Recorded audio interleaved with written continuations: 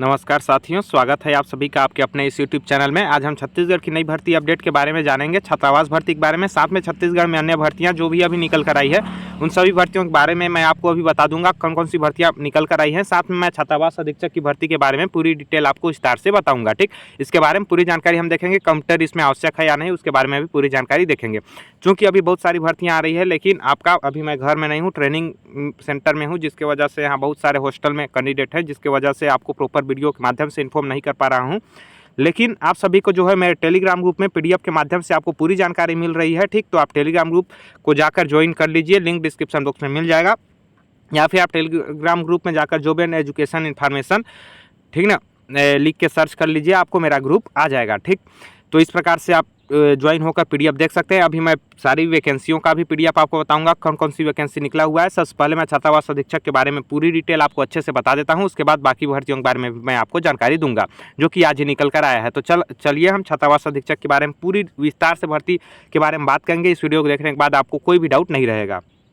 तो चलिए, छत्तीसगढ़ लोक सेवा आयोग मतलब सीजीपीएससी के द्वारा यह भर्ती आपका जारी किया गया है छात्रावास अधीक्षक का, जो कि श्रेणी डी का भर्ती है, तृतीय श्रेणी का। ठीक, इसके लिए ऑनलाइन आवेदन आप कर सकते हैं 20 मई 2000। इसके लिए ऑनलाइन आवेदन करने की प्रारंभिक तिथि जो आपका है वो है 20/5/2023, मतलब 20 मई 2023 से आप ऑनलाइन आवेदन कर सकते हैं और 8 जून तक आप ऑनलाइन आवेदन इसके लिए कर सकते हैं। उसके बाद यदि हम बात करें इसके लिए, यदि आपको सीजीपीएससी के ऑफिशियल वेबसाइट में जाकर ऑनलाइन आवेदन करना होगा।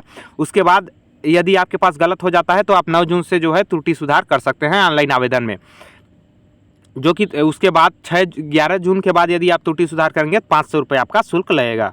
उसके बाद हम कुल पदों की बात करें तो कुल पद हमारे पास निकल कर आए हैं 500 पद। ठीक, कुल 500 पदों पे भर्तियां होना है, जिसमें जनरल का 210 पद, एससी का जो है 60 पद व एसटी का जो है 160 पद व फिर अन्य पिछड़ा वर्ग का 70 पद। और इस प्रकार से आपका जो है कुल संख्या, और जो महिलाओं के लिए आरक्षित पद है वो यहाँ दिया गया है।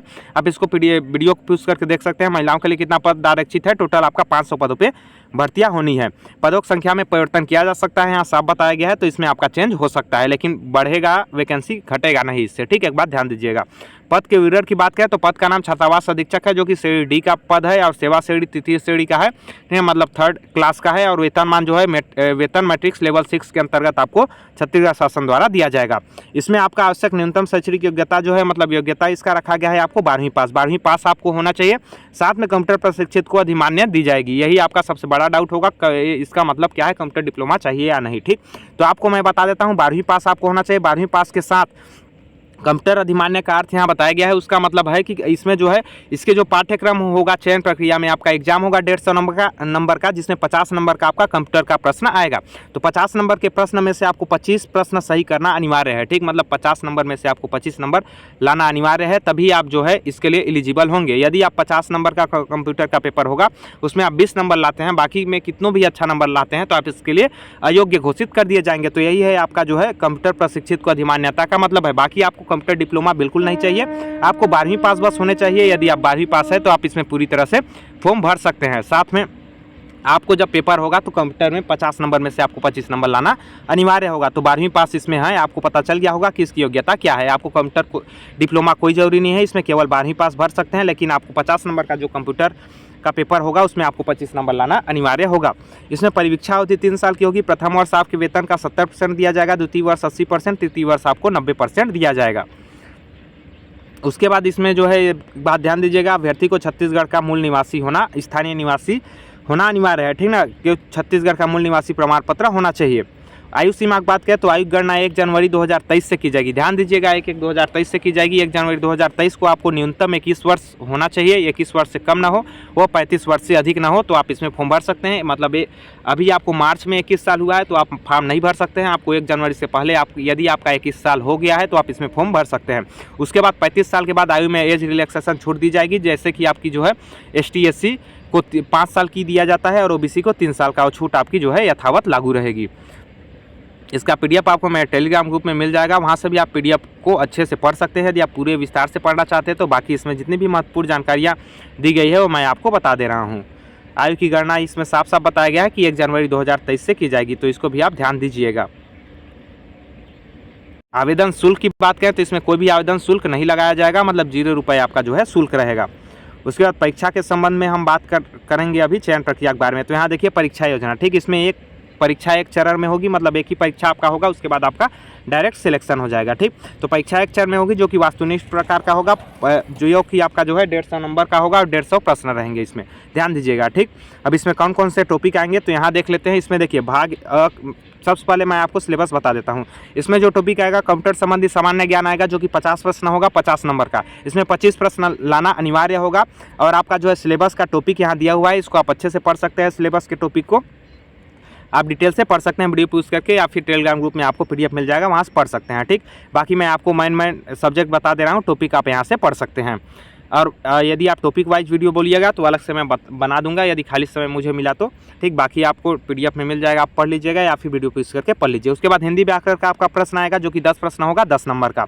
उसके बाद अंग्रेजी का आपका प्रश्न आएगा जिसमें आपको ग्रामर सेक्शन रहेगा और ओकेब सेक्शन भी रहेगा, तो इसमें 10 प्रश्न होगा, 10 नंबर का।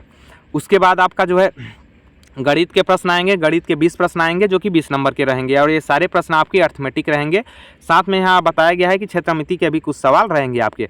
सामान्य ज्ञान का प्रश्न आएगा जो कि 15 प्रश्न होगा, 15 नंबर का। ये सामान्य ज्ञान आपका भारत का सामान्य ज्ञान है, मतलब ऑल इंडिया जो है इसका जीके है, जो कि 15 प्रश्न आएगा, 15 नंबर का, जिसमें आपको इतिहास, भूगोल, राजनीति और फिर इकोनॉमिक्स सभी देखने को मिलेंगे, विज्ञान भी इसी में देखने को मिलेगा। करंट अफेयर्स आपका आएगा देश विदेश का जो कि 15 प्रश्न होगा 15 नंबर का। छत्तीसगढ़ की सामान्य जानकारी आएगी जो कि 20 प्रश्न होगा, 20 नंबर का।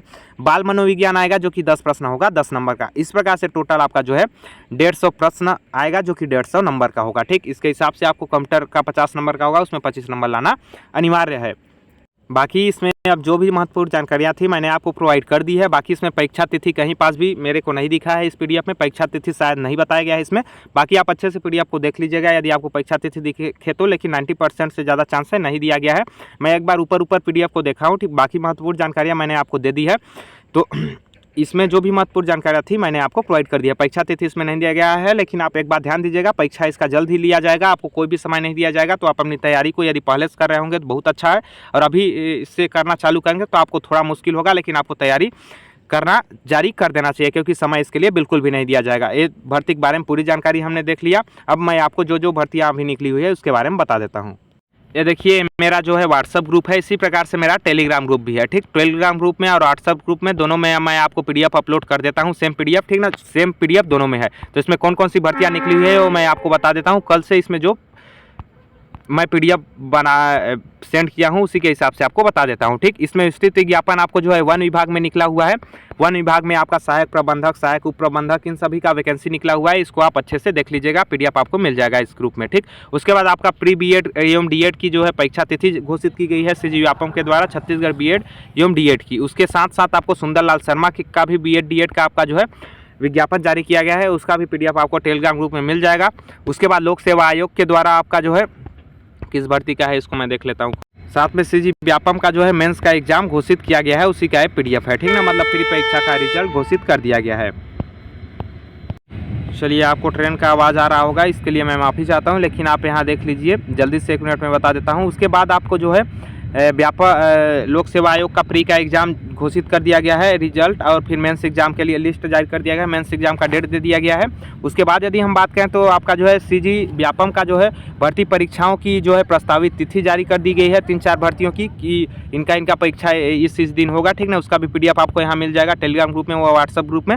साथ में आपका जो है प्रवेश परीक्षा की भी तिथि घोषित कर दी गई है, जैसे आपका प्री BEd हो गया, प्री D.ED हो गया और नर्सिंग का हो गया, इस प्रकार से आपका घोषित किया गया है। और सबसे महत्वपूर्ण बात कि इसमें जो है वन रक्षक भर्ती परीक्षा की फिजिकल डेट घोषित कर दी गई है, मतलब फिजिकल कब होगा। लेकिन एक बात आप ध्यान दीजिएगा, ये जो है अभी सरगुजा संभाग का नहीं किया गया है फिजिकल डेट, ये आपका जो है दुर्ग संभाग का फिजिकल डेट दिया गया है। इसको आप PDF को देख लीजिएगा, टेलीग्राम ग्रुप में आप ज्वाइन हो जाइए, ठीक।